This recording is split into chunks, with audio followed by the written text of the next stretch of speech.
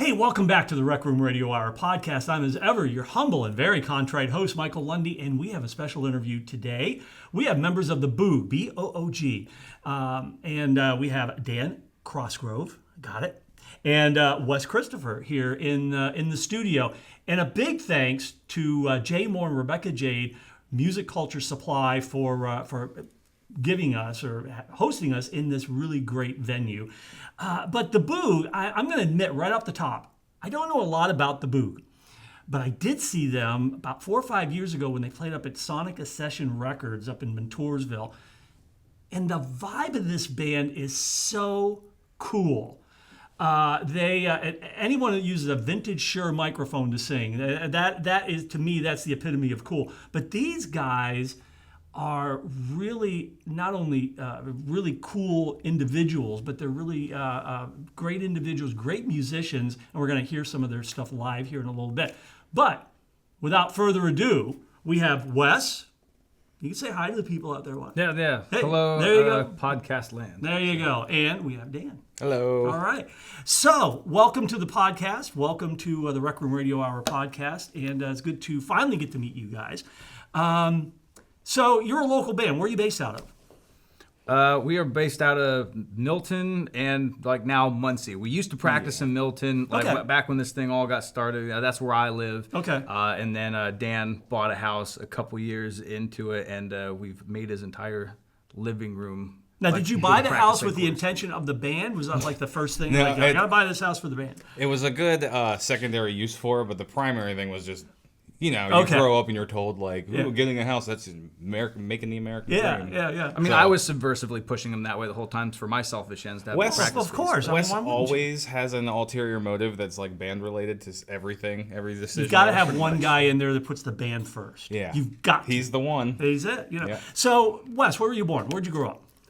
Just in central Susquehanna Valley. So I've lived in Milton my whole life. You're a 570 guy. So. Yes. Okay. Yeah, yep. Music. When did you pick up? When did you get started in music?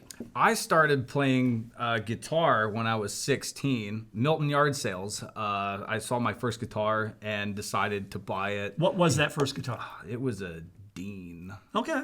Don't remember anything else that's about okay. it. But hey, that's what I got started on, and then and I always know that it always comes up about bass players. I play bass in the band. They always say, "Well, I wasn't a bass player, just a failed guitar player." So that's sort of the story. But I mean, really, what happened there was I had started to play, got into guitar. I was in it for about 3 months or so, and then my best friend in high school, he was really good at guitar, and we were juniors at that point, and he was already playing Guns N' Roses, Nail and Slash solos. So out of our small friend group, he said, well, if you play bass, we could have a whole band. So I was like, all right, yeah, we need to get a band. And then my uncle actually helped me in, he helped finance my first bass guitar, which was a build and shop class. So and that's the bass that I played forever up until probably about 2 years ago. When you would have saw us at Sonic Ascension, yeah, that was that one. Yep. I may have some photos when I saw you guys. I'll have to pull them up. So I was going to ask you, were you saddled with the bass? Nobody else is going to play the bass here. Wes, you're going to play. Is that kind of what happened? Or? Absolutely. Yeah. So, but I mean, when I got into it, that was a big breakthrough point for me as far as my music listening habits, because I was a metal guy through and through. You know, I mean, it was Metallica, Megadeth, Nirvana, ruined metal. I was in that crowd. So, but after I was saddled up with the bass, I had it in my head well, if I'm gonna be a bass player, I'm going to be a good bass player. Okay. So I had to. It was interesting. That's where I started my exploration to say okay. I noticed that in metal, you don't actually hear the bass player most of the time. Even the good ones, you don't really hear them in the mix. Yeah. So I started this exploration about, so in music in general, where are the good bass players? And I actually got into disco and stuff like that at that point. So Casey and the Sunshine Band or Brothers Johnson were in there, stuff like that. Yeah, I mean, seriously, this is the cool thing about this podcast. We're going to get down rabbit holes. The fact that you came from metal but picked up some decent bass playing from disco. I mean, because the bass anchors a lot of those songs back back in the day. We're going to circle back to your favorite bass players here in a minute, but I want to talk to Dan. So you bought a house for the band, specifically for the band. So you live in the Milton area now? No, that's Muncie. Muncie area. Muncie area. Okay. Where were you born? Where'd you grow up? Mifflinburg. Mifflinburg. Yeah. Ooh. I lived there for the first. Now, is 18 Mifflinburg a years. bedroom community of Lewisburg? Is that kind of how that works? Is that? Yeah. I'm not sure exactly what Okay. bedroom community. It's like its own separate thing. I mean, it's not as like I happening. mean, people as that Lewisburg. live in Mifflinburg actually work in Lewisburg. Oh, probably. Yeah, I okay. There's not It's a lot bedroom of community. Yeah, okay. There's not a lot of business. People just go there to sleep because they work in Lewisburg. I'm tangent. So you were born in Mifflinburg. Yes. Okay. When did you start music? When did you start that? Probably about the same age Wes is talking. Okay. 15, 16. I had a friend who was a really good guitar player, Yeah. and he got me into it. He got me into a lot of stuff that I still hold on to today, like the Smashing Pumpkins. Okay. Stuff like that. And then I actually started as a drummer playing with him. For Oh, wait a minute. So you started on the drums? Yeah. Oh, like wow, I didn't now know that I'm recollecting, I started Yeah. on the drums because he was playing guitar all the Okay. time, and we were listening to the Smashing Pumpkins songs. And I think the first beat I learned was 1979. Okay. Yeah. And just trying to isolate those different parts of your body when you first start it is yeah. so, it's like, it seems impossible. Yeah. Good drummers. I mean, you're using every part of your body. Yeah. Man. And I'm not Yeah. claiming to be a good drummer by any means. Well, I mean- gave it up after like a couple months and then switched to guitar. And What was your first guitar? it was an acoustic. You know the brand First Act? Yeah, They sell them yeah. at Walmart? Yeah. It was acoustic, that. And then my first electric, I remember being so excited about it. It was like an Epiphone SG. Ooh. Never played an SG since then. They're not really my style Okay. anymore, but it's still floating. I think my friend Brett, it's in his basement at his house still. Oh, you got to get that thing. Yeah, I You was gotta get thinking that thing about it. out, It's just man. like, Yeah. not that I need it for anything, but Right, it's but like, just the sentimental value, Yeah. So, musical families. I mean, where did the music bug come from? Was it your mom, dad, sisters, brothers, or? I know my parents, I mean, as is everybody, pretty much music enjoyers, but neither of them play instruments or anything. Okay.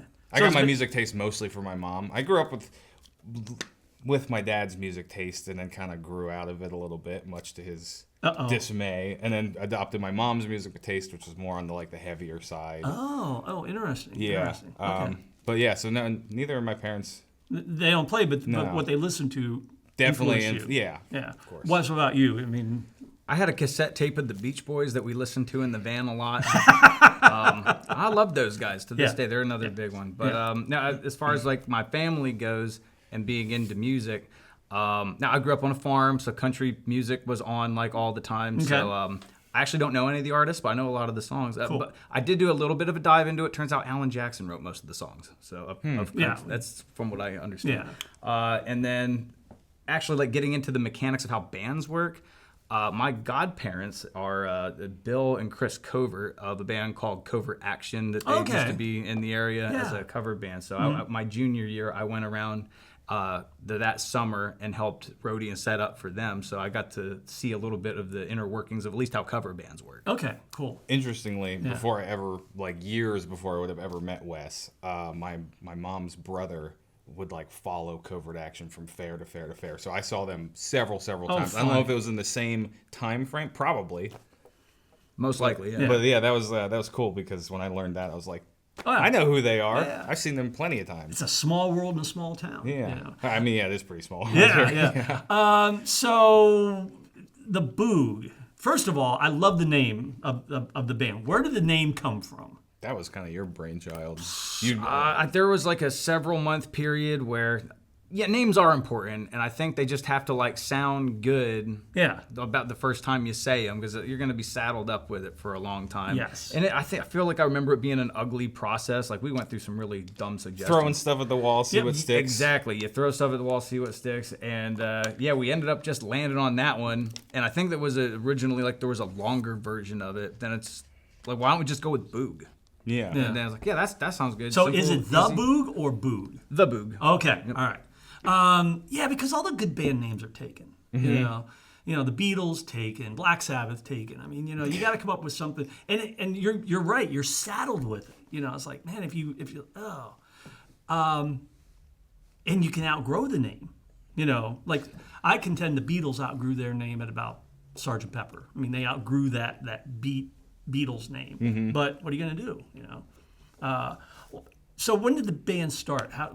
Tell me about the band and getting it started, and who came up, who was the first one, and just tell me the story. All right. So Dan and I had been involved in another project before, and then life had gotten busy. I had to do like grad school stuff, and that fell apart. That was actually a reggae project. And also, as a part of that too, I did not love that project as much. It's one of those, like, I was excited to be in the band, but then a couple months in, I'm like, this now, is when was not this really time my cup of frame tea. wise? How many years ago? Okay, so that must have been like 2015 that we were giving that a shot. So about 10 years ago then. Yeah, so that particular project, and then that fell apart for a lot of the right reasons. I mean, that never had any like lasting. Sure. There was no way that was going to end up working. But it got you two together. I was gonna say it was a good means to us connecting musically like that. Now, did you know each other before that? Well, that's what I was gonna say. Like, we were friends of a mutual friend, Brett, because Brett had been going with a friend of ours, and so we were kind of running in the same circles there for a bit. And then like, oh, Dan plays guitar, and then we ended up reconnecting in 2019 at some point. It was really kind of where it got started. Yeah, because it's like, without us having that like musical bond, those couple years there, we'd maybe check in with each other every now and again, but like having like a common project really solidifies the regular face-to-face time. So the reggae project it didn't last that long, and then 4 years later, you guys reconnected then. Yeah. Okay. So and that's really where it gets serious. So him and I were doing a lot of writing that spring in 2019. And then in the fall, we picked up our first drummer, Zach. And so we had a workable first set by the end of the fall. And then I always say that like the official kind of like start date of the band was when Ellie had joined up. She decided that she wanted to sing with us. And we played in January of 2020 that was in Mifflinburg. That was before Ellie. You talking about the Rusty Rail? Rusty Rail? Yeah, that was our first show. But your first show as a band was at the Rusty Rail. Yeah. That was at an open. Yeah, it was open. Yeah, mic. Wow. No, okay, that's right. We played, and then she came along to watch. I think and then she watched and felt bad for us that we were up there struggling by ourselves. Yeah. So she's like, let me rescue you guys a little bit. On that. But that was when she decided, like, okay, that's a good idea, and then she. Did you know her before that? Yeah, Dan. Yeah. Okay. All right. Okay. So she like bailed you out then. Yeah, pretty much. Yeah, helped us out a lot. She's like, these boys need a hand. and it is nice to have a dedicated vocalist. So Yeah. Oh yeah. So that's when we say like our official start was. Obviously, we were very excited about what we were doing. I mean, I got like all into. I love making merch. We screen print all of our own T-shirts. I love being in onto that. We had all of getting our systems in place. Like, how are we writing songs? We're practicing every week. Had a it's whole up set and up and ready. up. And then March 2020 happened.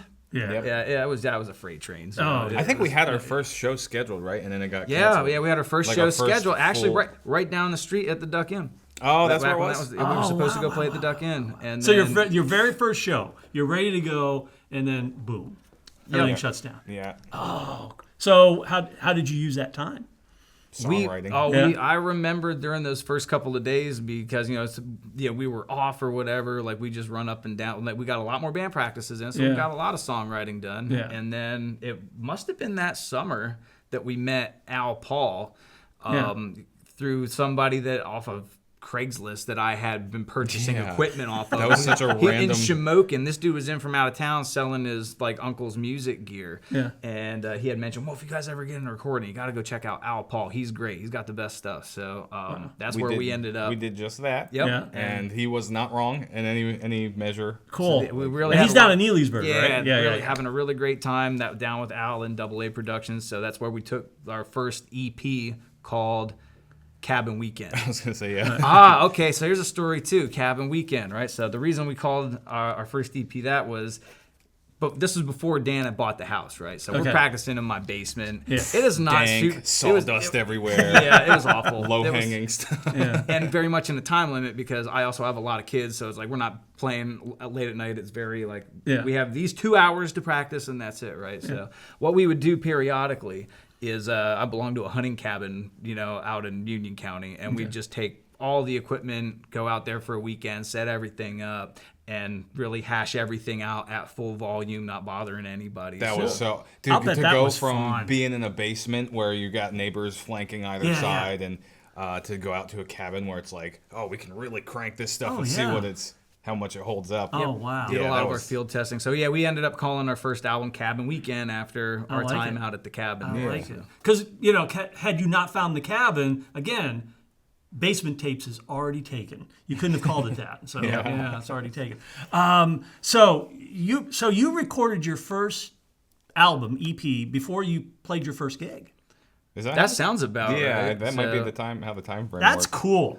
Because, I don't mean, think we were just in limbo for so Yeah. long till people sort of started opening. Now, there was a private party in Muncie that we played. I mean, Yeah. we got like a little half-hour set in. I think maybe that May. Yeah. But our first real thing was, I think, coming back down to the Duck Inn. It must have been what it was. And then schedules started picking up. Yeah. Or maybe it was even that Montoursville show that you were talking about. Yeah, 'Cause yeah. all of that started coming in at the same time. That was then. pretty early on Yeah. Yep. in our gigging career.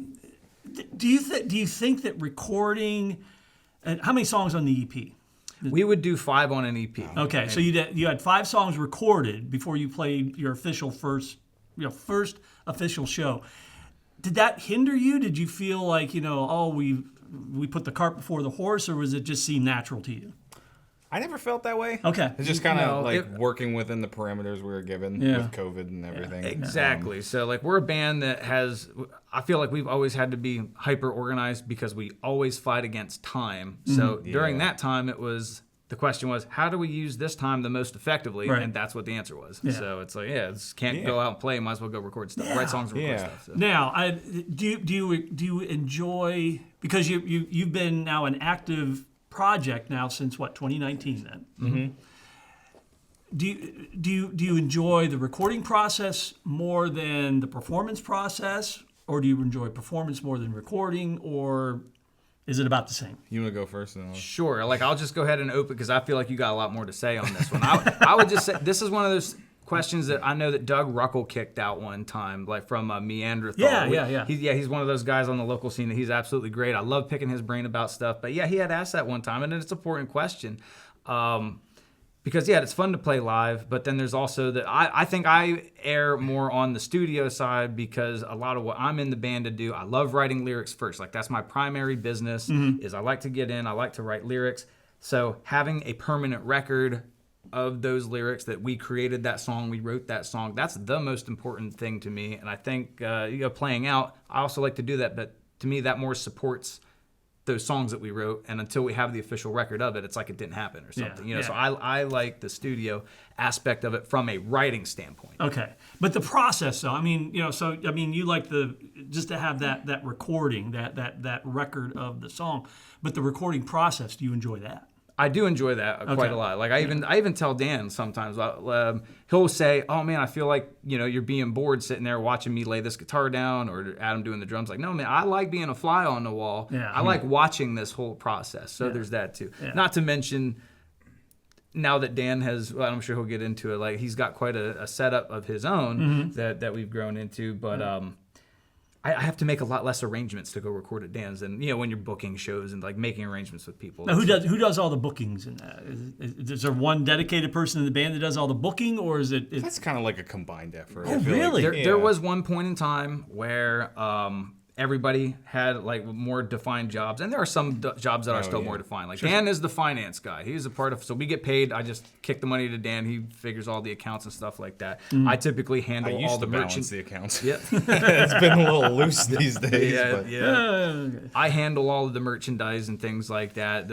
As far as like the production of it or whatever. Right. Like, how do we get that idea onto a T-shirt and get that T-shirt at a stand somewhere? Wow. Like, I do all of those kinds of things. Yeah. But booking, I think we all have like our own circles that people are used to dealing with me when it comes to some things. Some other people are used to dealing with Dan when it comes to some things. So it just makes a little more sense to do that. And also, we try not to intervene because we learned early on. We had a show at a place called the Q Brew when that was. That was an important part of our history too, because that's actually where I met Rebecca. That has a story here. Yeah. We met her at the Q Brew, and that was important because they always had the singer-songwriter open. Yes. So we would eventually then go on to play a show there, and I remember just absolutely tripping over each other trying to make arrangements to play this show because nobody was on the same page with a combined calendar system, right? And we were all trying to talk to to Mike down there to get booked. So it's like, all right, we need to have like one person doing this, but that one person needs to have access to everybody else's calendar so we know how to book efficiently. So that was a big learning point for us to stay organized and to not cross wires. Right. Yep. Recording or performing? So I definitely agree with Wes on the recording thing. I do like to play live, but I was kind of describing to you earlier on today that with recording, with us being now a 3-piece, you would have saw us as a 4-piece, we're a 3-piece, but it's always been one singular guitar player. Yeah. And I like that. I don't have to fight sonic space with another guitar player. It's kind of like I don't know. That probably paints me as being egotistical. It simplifies. Yeah. And I really also enjoy the songwriting process, not from a lyrical standpoint. That's not really my bag, but from like writing the music part. Okay. And so with recording, me being the only guitar player, there's stuff I hear in our songs. And I'm like, oh, I want to do this, but I'm also doing this at the same time. Yeah. So with recording, and we try to like toe the line to not be producing stuff that's gonna sound completely different than what our live show does. Yeah. But it's that's the part where I have the most fun, I think, adding like those little bells and whistles and like the ambient background thing here and like maybe like a little subtle guitar part over here.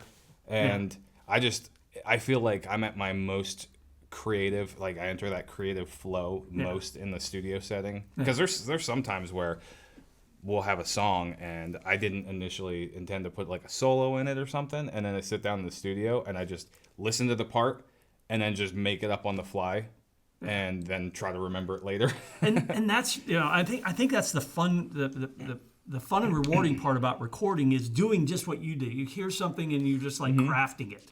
Yeah, it's like a blank canvas. Like as lame of analogy as that is. No, I mean it is. I mean showing my age, you walk in with a blank reel of tape. Now you just walk in with a blank computer of digits, and the sky's the limit. But as a 3-piece, like you said, can we reproduce this on live? With and finding that balance is difficult. I think the way we've tried to navigate that is to make sure we. Accentuate? That's the word, right? Accentuate the main parts live that are the important bits of the song. I would call what we're adding there, especially these parts where you're being creative, those little things really make it pop. And what I refer to those little things as is non-essential embellishments, but they really make the song pop. Yeah. So I would always say the question we ask, because we talk about this a lot, we would say, is that going to be missed live? Is that really what the focus of this particular section is? Yeah. And a funny story, we did some recording at a studio one time, and it really threw the engineer for it because he was like a straight like 80s metal guy, right? Yeah. So Dan does one of these things where he just like in a certain part throws down this cool guitar solo, and he just did not get the concept. He was like on the faders, like, oh, let's push that thing up, and it's like. Actually, we need to bring that down because live he's going to be playing that rhythm section because that's what the driving part is. That's what the people will be into. We really just put that little solo in as kind of like a background embellishment, and he was just having a hard time with that concept. Yeah.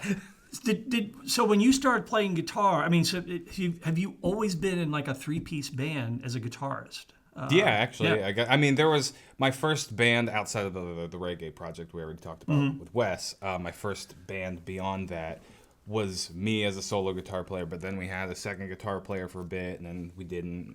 Kind of back and forth. Yeah. But generally, that's kind of been the way it's played out for me as a musician. Do you enjoy that? Do you enjoy being the guitarist in the 3-piece? I mean, I do. There's a lot.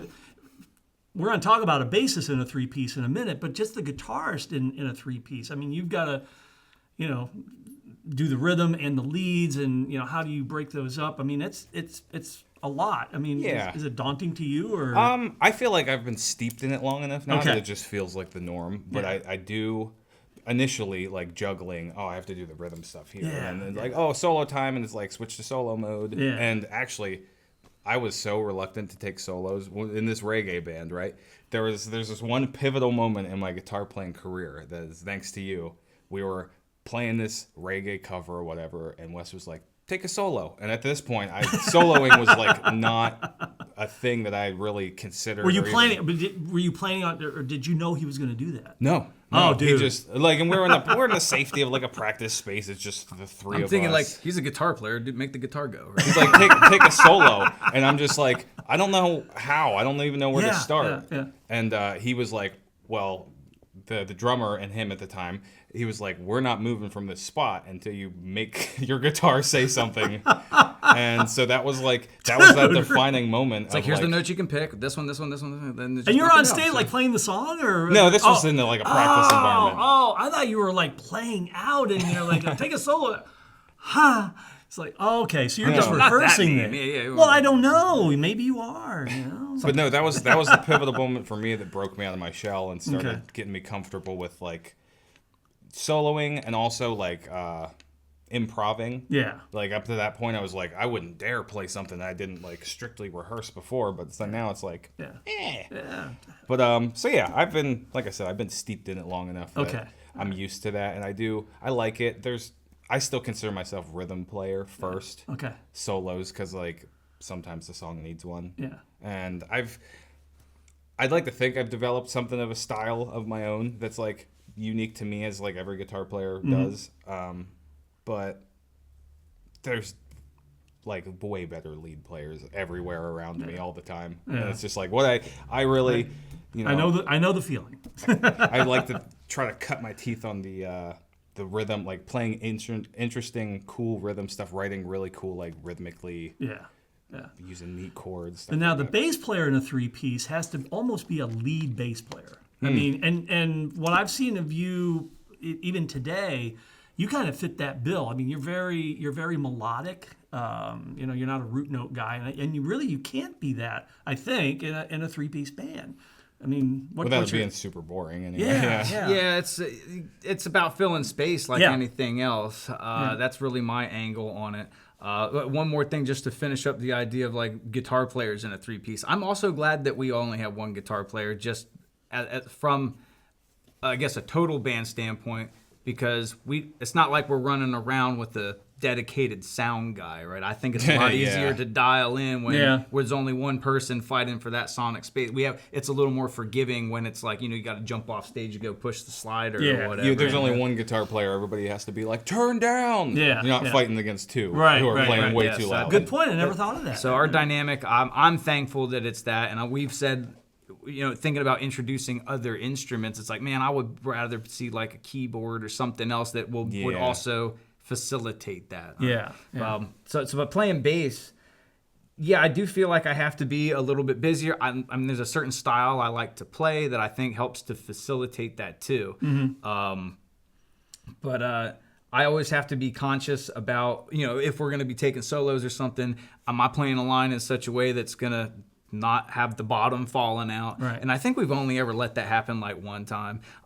We were playing that show in Belgium, and Zuzu, the studio engineer from Switzerland, came up, and it's that end of that song Benjamin that we had, and we didn't have a full drum set up either going there. It was a more stripped down thing, and so you're not having like all of the cymbals making that extra noise, and he's going crazy on a solo, and I'm doing like a bunch of slap stuff, and I remember getting done with that show, and Zuzu, he's come up and told us, it was too busy. It just didn't sound like anything. I'm like, okay, so I will take his criticism. Swiss people know what they're talking about.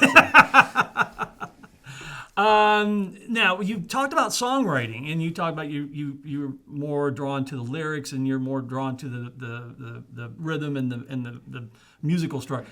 Do you guys write together? I mean, what's your songwriting process? We've done like a couple different approaches, and I feel like they've all been like at least mildly successful, if not very successful. It's super convenient too that he's so lyric focused that I'm like, nah, I don't really care. And he feels the same way about the music part where I'm really drawn to. Okay.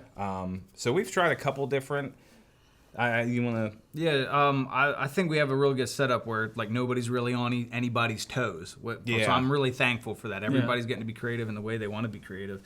But our process has changed out of necessity, and it's usually that third person too that's going to dictate that. Yeah. And I know for me, how we were writing early helped me get out of my shell as a bass player, because at first when I'm just writing bass lines, it's like, oh man, if I want to be the bass player, I got to be like a really good bass player. So you get like too focused on how good that line is because it really has to shine. Yeah. So what I ended up doing on a lot of those first Boog songs, I just write a song on acoustic guitar. Okay. Like big cowboy chords sort of stuff.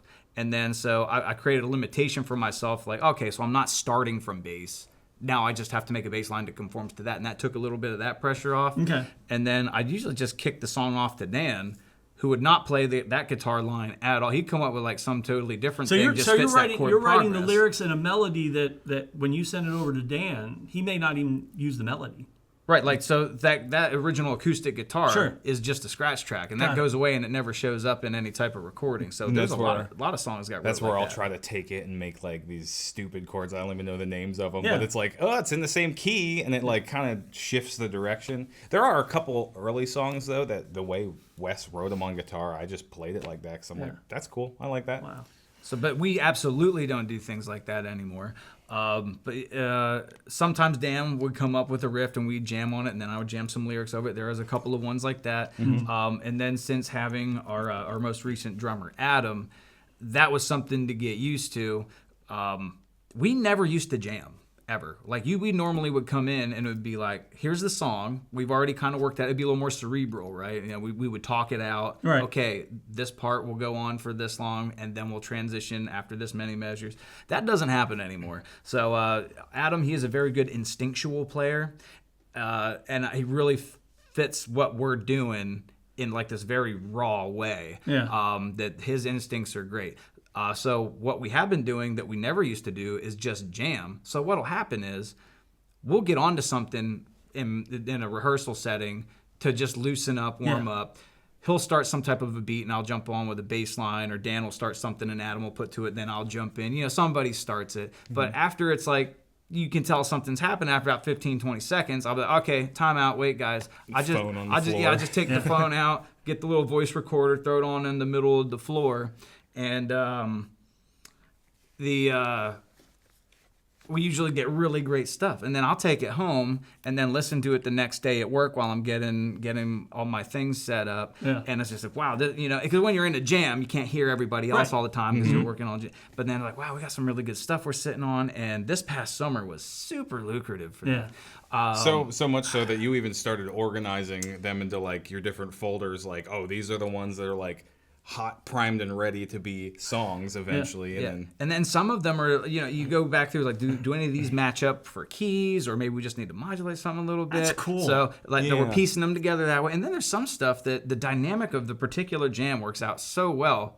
We just ride that same chord progression on dynamics. It never changes, but it sounds like it does just for a lot of what Adam's doing. Like he'll come in soft and then make it really intense and everybody feels that and then backs off, and it's very minor. Sometimes there's just minor tweaking and then we end up with awesome stuff. Cool. So I've been enjoying that process. I mean, we're going to have an album release coming up in January for the one that we're finishing up here. Mm-hmm. And then the next album's already written. We want to get into a process where we're releasing an album, a 9-song album per year. So we already have all of the songs queued up to go that we're working on for the 2027 release, and half of the 2028 one's done. So I mean, it's been very lucrative. It's good to have a plan. It's good to have a long-range vision plan. So when we have to. When you have to, yeah. You've got all the merch ready for all these releases or anything? Yes, right now we're still finishing up on the end of the boarding pass one. So it was very much like a travel themed album. If you've seen it, it has like the yellow jacket on it with it. Yeah. So that's been our stage signage. So our basic Boog shirt right now is the yellow one with the same thing. Yeah. And I like to do a specialty every now and then. Like sometimes we'll get to know an artist and they'll do a design, and then we'll put it on a shirt. We have one of those right now. I have a few left. Cool. But as soon as we decide on a name, which I think we got about nailed down. We'll have to think of like, what's going to be a cool design for that, because I like making the t-shirts and things like that too. That is fun. I enjoy that too. So tell me though specifically, your songwriting approach, because one of the songs that you're going to perform is called "Some Knowledge, Relative and Absolute." I mean, so kind of tee that one up and how you wrote it, where it came from, the inspiration. If I remember correctly, from like a music standpoint, that was just like that started as like, hey, I have this cool riff, right? And then you were like, that's cool, jumped on added lyrics to it, and then we like kind of fleshed the rest of the song. Is that how Yeah, that one? and that was in a concept. We were just hanging out and happened to have an acoustic guitar. I was like, oh, check this out. I've been messing out. And then I got onto like a bass line. It kind of reminded me of the reggae days, and I like playing that style. I really do. And then for a while I was like, man, that's like my favorite bass line that we're doing right now. And that's always a good feeling when like the next thing you're writing, like, hey, that's my new favorite song or whatever. That for me, that's the way it's been every step of the way. The whole time this band's been together is like the next thing is like the most exciting. Oh yeah. I know, and that's why I love being in the band where we're writing the songs too. It's like, hey, we're writing those songs that don't exist yet that we want to hear, and then it's always exciting. Like, oh man, we're onto something good, and that's the big objective and big life goal to be. Yeah. Be in a band like that. For me, that's really it's fun. So you come up with the lyrics. Yeah. So is there some knowledge relative and absolute? I mean, where did that come from? So that comes from, I like to, there's a couple of lanes that I like to stay in for, lyric writing. I tend to want to drift towards more like positive things. So hopefully it can be a little inspiring. I remember I was thinking about like the idea of like communication. It's like so important. And I happened to, while I was thinking about that, run across like a poem that starts out this book by, I brought it along, by Bernard Werber called New Encyclopedia of Knowledge, Relative and Absolute. So that's why that we have the name of it. Yeah. But it's, and I mostly just did the, how it goes, just did the translation into English, and that's what the chorus is. But it's such a beautiful poem. It just like says, between what I think and what I say and what I believe I'm saying and what I'm actually saying and what you heard and what you believe you heard and what you actually heard and what you wanted to understand and what you believe you understand and what you actually understood, there's 10 ways that we're going to have difficulties communicating, but we have to try anyway. Yeah. And I think that's so important, and especially, I'm thinking, mostly just a relationship setting, that you really have to be patient with the other person, and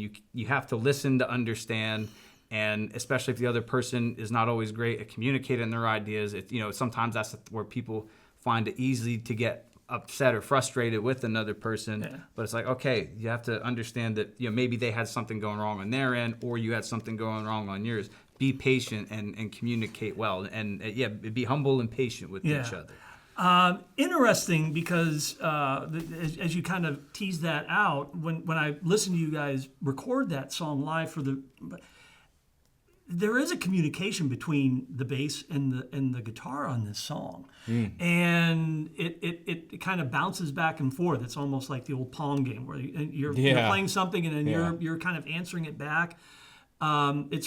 Instead of me talking about it, you guys are going to play it. So let's go ahead and we're going to jump into the Boog, Wes and Dan, live here in the studios at Music Culture Supply here in Sunbury. So this is the Boog, Some Knowledge, Relative and Absolute, on the Rec Room Radio Hour podcast.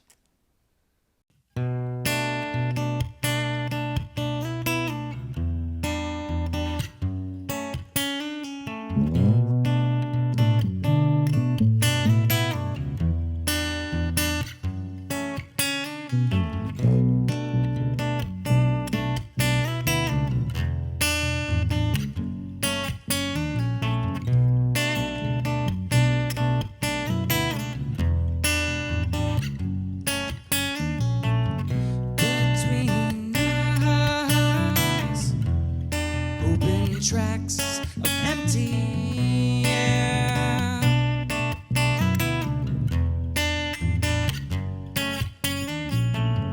Between us, an invisible wall of unshared words.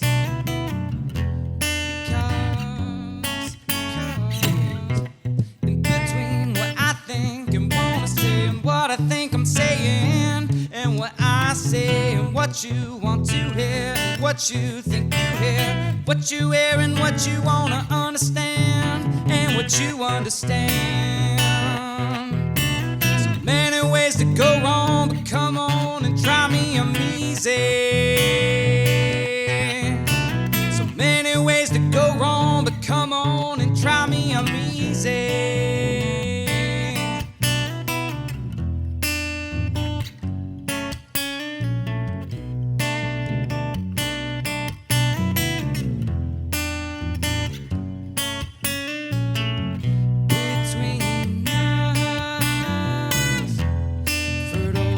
fields that go on forever.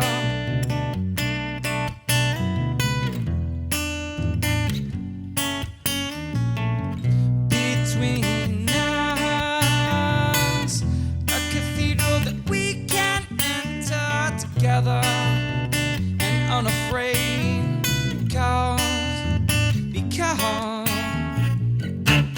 gotta try. Gotta try. Gotta try.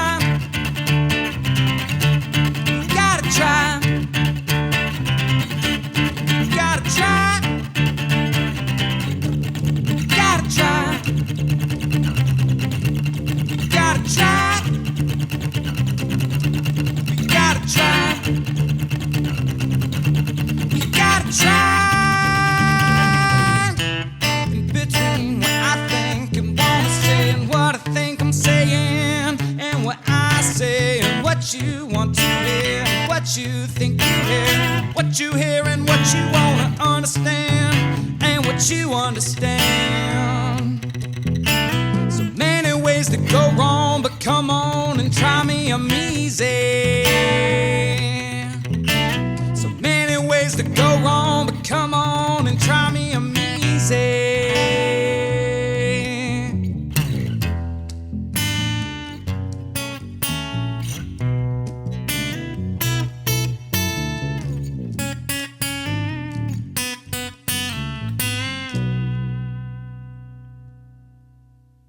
Some knowledge, relative and absolute. And I hope you picked up on that interplay, that little communication that they have going on. Did I just find something new, or is that something you guys had, like, yeah, we're going to kind of communicate this thing? Like, play like we're communicating. I mean, I feel like that's how we typically always play. Okay, and all right, cool. And especially in that jam setting, that's where that comes through that I was talking about earlier. Yeah. So, like, listen to what other people are doing and then jump in. Yeah. Yeah, that's kind of, just like fill in the spots, like, oh, there's something that could go here, but you also don't want to like clash with what the drummer's doing with the bass. A lot of time, and I don't know if it was we were talking about it or was talking with somebody else. It's the notes you don't play, especially in a jam. It's like, you got to give everybody a little bit of space. Yeah. Because if one person's like, playing 100 notes a minute, it's not a jam, really. I think that's where my lack of technical prowess on the guitar is actually like a benefit. Yes! Because I can't do that. Somebody that feels the same as me. Yes. Do you lean into it as much as I do? You're no, I live choose to play by feel. I don't care about all this. Well, I think that, but I never say it. It's like, what I don't play makes me a better guitarist. I think that to myself, but it's like, no, I would never. So tell me a little bit about Adam, because he couldn't join us today. When did he join, and what's kind of his background? We just talked about this recently. I think it was about a year and a half ago. Okay. And so Wes and I were doing the practice thing in my house. My neighbor, who just recently moved in, heard us playing because we're not a quiet band, and also old house, original windows, not much insulation. Yeah. So he at some point popped over and was like, "Hey, if you guys are like jamming next time, you mind if I just kind of come hang out and check it out?" And that neighbor was Adam. Cool. And he's like, "I happen to be a drummer," and it's like, "Well, we happen to be drummerless currently." So it's just like, we started kind of test fitting. I think at that point, no, he came over. And we were working with another friend of ours, kind of seeing how he fit in the band scheme as a drummer, potential drummer. And Adam just ended up clicking, like musically, interest-wise, stylistically, and personality-wise. Yeah.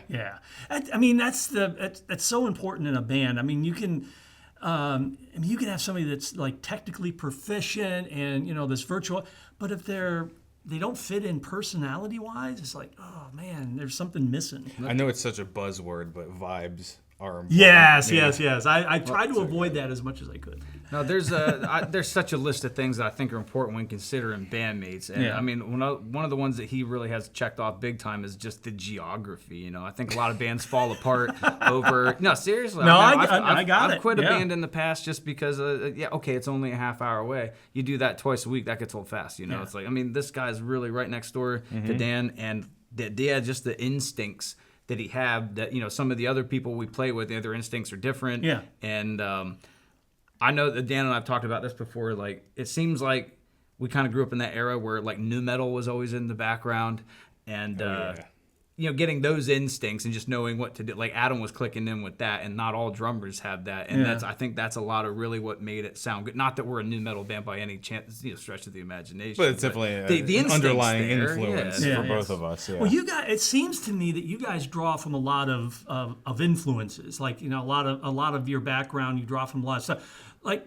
I promised we would circle back to this. Who's your touchstone bass player? All right.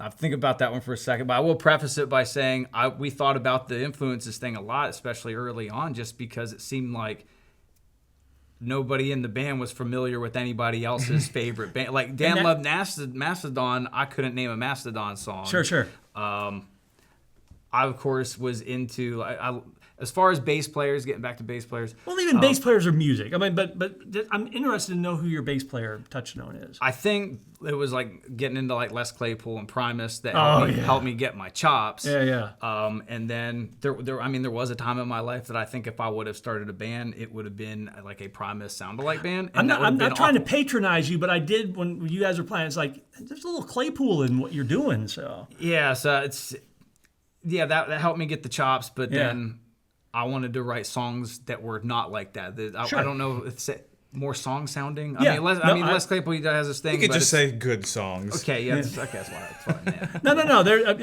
But it's a Primus song just by that style. Yeah. And you're right. He already does. They already do that. Why would you want to do that? I think so. I think for getting my basic chops, it was that having a good sound. I would probably say somebody more like Marcus Miller or really anybody that plays like a Fender jazz bass. Yeah. I love that. Yeah. That's really on like the nerd end of the bass spectrum. And then stylistically, I do feel myself going back to a lot of, two places. One, that reggae phase that I went to, there is just a certain instinct with reggae that is nice and is very complimentary. Saw it a lot in Some Knowledge Relative and Absolute, like leaning back into that without it seeming like a reggae song because Dan's not doing the 2 and the 4 thing. Right. And then the other side, talk about like new metal things. I'll say that I think that Limp Bizkit has one of the best engine rooms in all of rock. Like John Otto, Sam Rivers. Like Sam Rivers is a great bass player. Like he always makes the right choice. Yeah. And then I would also say Bernard Edwards of Chic. Oh yeah, there's a guy that just never made a wrong choice. Yeah. He's perfect. I used to always say, talk about influences in the band. One thing that we could all agree on at one point was that Daft Punk's Random Access Memories was a banger album through front to back. Absolutely. Front to back. So, and I said, one of these guys has to be a bass player. And then, after I got into Chic, I was like, wait a minute. Yeah. These guys are just trying to be like Bernard Edwards. Yeah. That's all. So, but I mean, they're great. Daft Punk's great. They're awesome. And then, like Bernard Edwards and Chic. Just never made a wrong choice. It warms my heart to hear him getting a little bit of a love because everybody, having grown up in the disco era is like, oh, disco. But if you listen to disco, even as a older teenager at the time, it's like, there's more going on in disco than just the Studio 54 and all the superfluous stuff that went along with disco. Listen to the music and the bass lines and the tightness of the rhythm sections, like. And that stuff was not sampled. It wasn't, it was most of it was recorded live. So good, yeah. But I heard the Claypool in that. What about you? Where's your touchstone guitarist? Your I'd say, as Wes pointed out, I do love Mastodon. I don't think I don't perceive me playing like their recently deceased, unfortunately, guitar player Brent Hines. Mm-hmm. I don't see me playing. He's definitely lead heavy, and Bill Kelleher, their other guitar player. I don't necessarily think I play like that. I love that so much. Can't really do it as well as they do, obviously, but so I'd say Mastodon's been a big influence. David Gilmour, for just like kind of like I was joking before about we play by feel, like because of that guy. Like that's what you get if you are a master of like feeling the notes you're playing. He's incredible. So I try to like draw on that same. I tried to get close to the same well that he might have been drinking from. I mean that's a bit of a dichotomy though. I mean it's Mastodon and Dave Gilmour. I mean, but still, I think that's what makes you guys the band that you are, is just drawing from those different influences. And I will say that having bandmates that have a completely different background in music and completely different taste just adds so much to it. Yeah. From my personal experience in our band, which I won't get into, they're bringing stuff in that's like, I've never heard this band before, but I love this stuff, and we incorporate it in. So I think there's something to be said for just drawing from those hybrid things. I definitely feel that. Like, I feel like most of what Wes listens to, I'm like, this is like 70 years old. I've never heard this in my life. Yeah.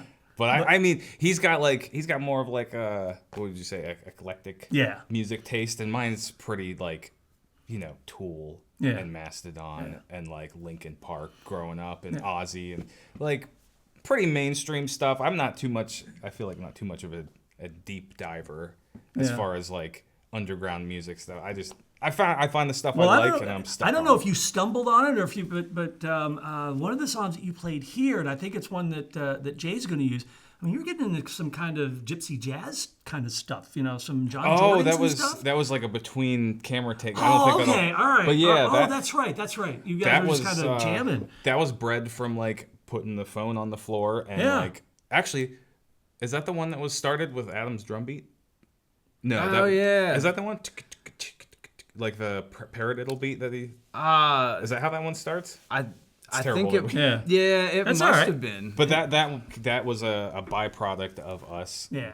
Just jamming together, and it's like we stumbled across that and built off of it. And then we went and participated in a battle of the bands that weekend, of which there were some.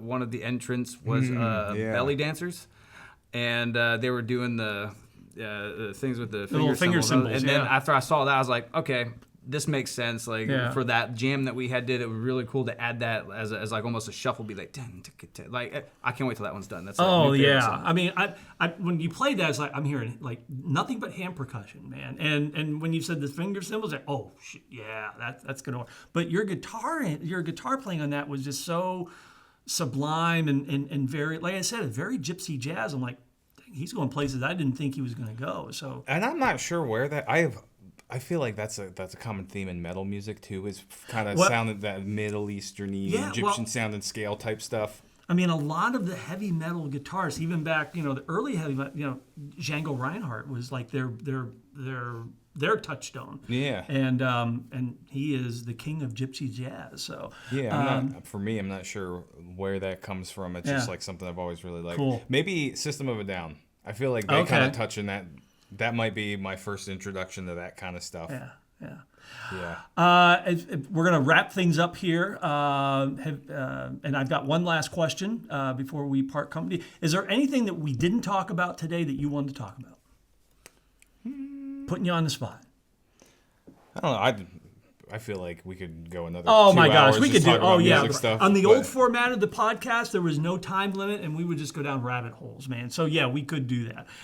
Putting the time cap on it's probably good for like listening retention and all that. I would say a few things about the song here coming up at the end, right? So we're gonna get to that. We're gonna get to that was another. I brought this along to remind me to talk about it. Found this on the discard pile at the library. Jonathan Livingston Seagull. Boy, there's a classic story. Yeah. So.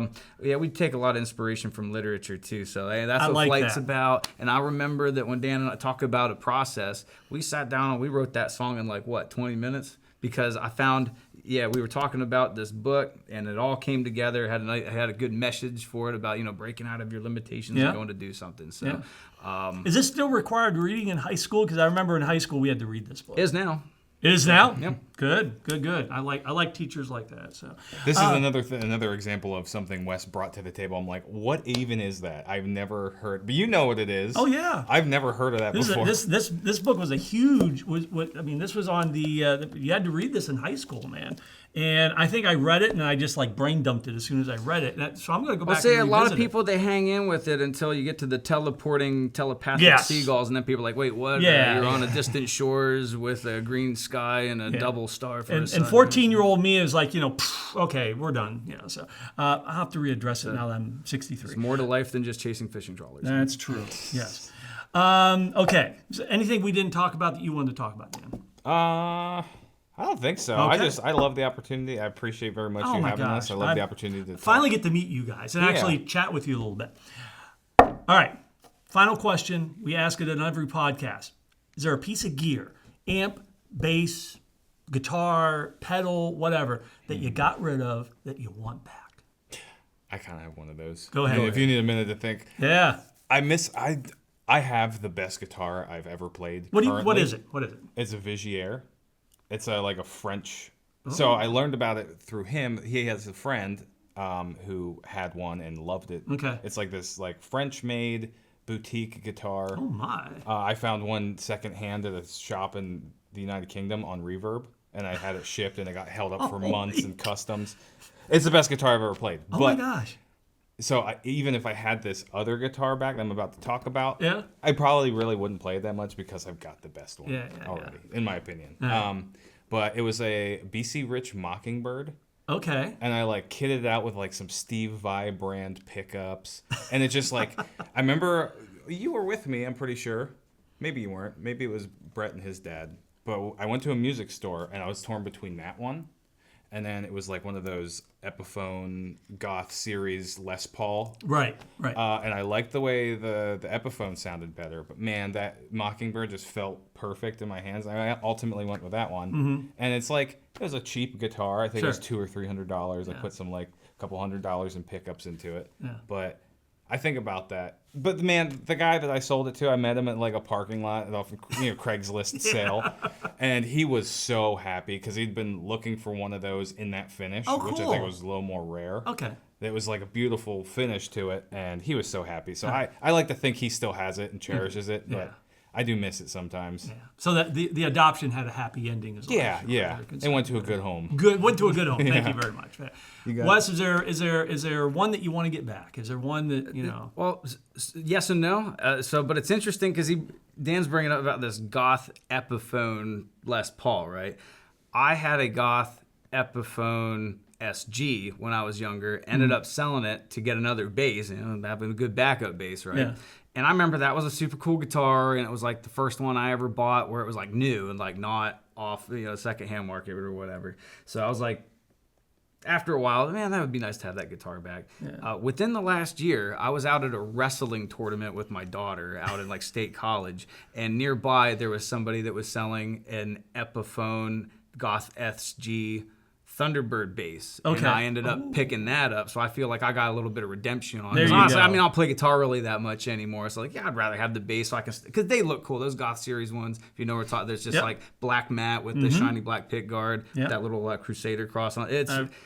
So it's cool. So that's I feel like that's been redeemed. Okay, well you got it back. In a roundabout way, you got it back. Yeah. So. It has been an absolute pleasure to actually sit down and meet you guys and chat with you. And as you said, we could probably do this for another hour. We're going to play out with your song Flight, which I remember being gifted back with the old radio show and played it. And I absolutely loved that song. So Thank you. Anything else about Flight that you want to impart on the viewers before we hear it? Other than the fact that it was inspired by Jonathan Livingston Seagull, which, go ahead and read it. I appreciate that people do seem to gravitate towards that song, but it's like there's a little bit of a chip on my shoulder about it because it's like that's the song we wrote in 20 minutes, and it's like that's the one that people like, oh, that's like got the most listens on. It doesn't matter. I know, but then we work on like a song for like months, and it's like, no, nobody's gonna appreciate that. Well, I think that's why I like our new system, where a lot of that you catch those flash in the pan moments, and then like, hey, that's the song, and I think those will carry that magic. And I would like to think that we'll come up with a lot of those. Like we'll have a whole album of Flights next time because they all have that feeling. You know? So I'm excited about that. I mean, there's another rabbit hole you could go down is how songs are you write a song and you present it out in public and somebody interprets it. It's like, this is a throwaway song, and it's like one of your popular songs. Yeah, I'm not saying no, specifically I got that you. Flight's No, a throwaway, I got you. Yeah, but I mean, it's ironic. Yeah. Wes, thank you so much for coming. Yeah, thank you. A pleasure. And we're going to do this again because we got a bunch of rabbit holes to go down. Oh, yeah. Thanks to Jay and Rebecca at Music Culture Supply here in Sunbury. And we're going to play out with Wes and Dan playing Flight here on the Rec Room Radio Hour podcast.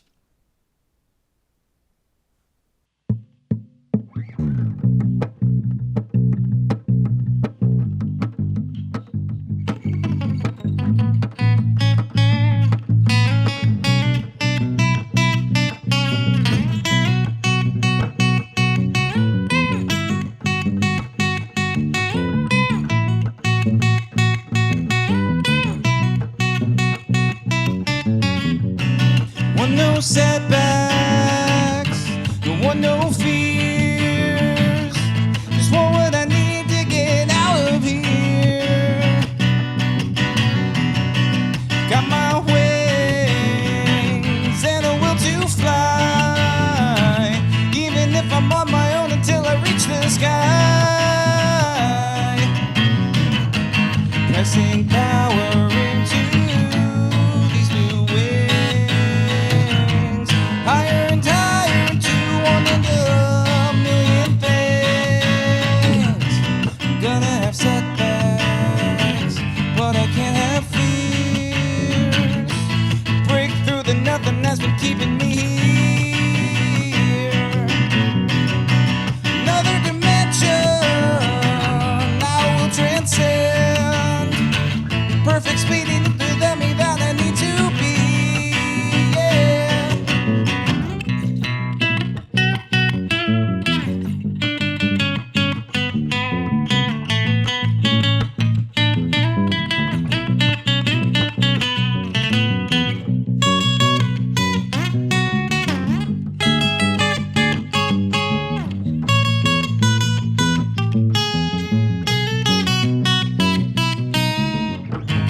Pressing past